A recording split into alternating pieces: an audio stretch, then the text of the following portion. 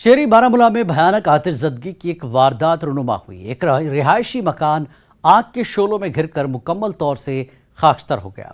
इस तरह घरों और अमलाक को आग लगने के वाक़यात का ये सिलसिला जारी है।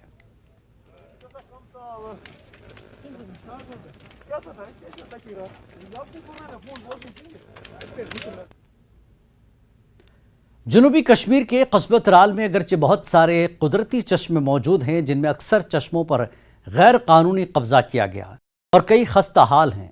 ताहम म्यूनसिपल कमेटी त्राल ने मरकजी मावनत वाली स्कीम अमृत सरोवर के तहत 2 चश्मों की, जिनमें एक तारीखी चश्मा बट नाग भी शामिल है, की शान रफ्ता बहाल की है, जिस पर आबादी ने म्यूनसिपल कमेटी की सराहना की है।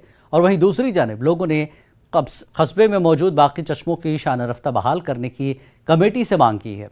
लोगों ने बताया कि अगर इन चश्मों पर जल्द काम नहीं शुरू किया गया तो इनका जिक्र सिर्फ कागजों में ही दर्ज रहेगा।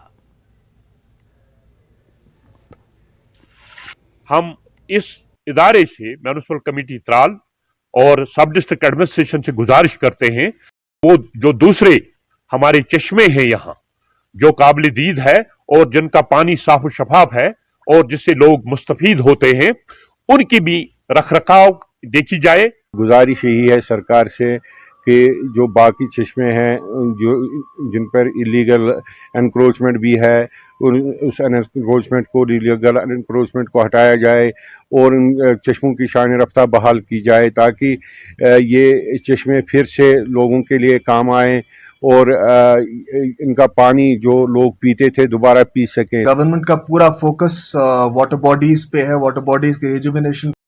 ये बहुत इंपॉर्टेंट साइट्स हैं क्योंकि वाटर बॉडी अगर पोल्यूट हो जाए, खराब हो जाए, तो उसके काफी ज्यादा उसके डिजास्टर्स इफेक्ट्स भी होते हैं। ब्रीडिंग ग्राउंड बनता है डिजीजेस का, मस्कीटोज का। तो हम अभी कोशिश कर रहे हैं और इनफैक्ट प्रायोरिटी पे और वॉर फुटिंग पे हम कोशिश कर रहे हैं कि हम इन स्कीम्स का फायदा उठा के इन सारी वाटर बॉडीज को साफ करें और इनको एक बहुत ही खूबसूरत जगहों में, बहुत ही खूबसूरत वाटर बॉडीज में इनको कन्वर्ट करें।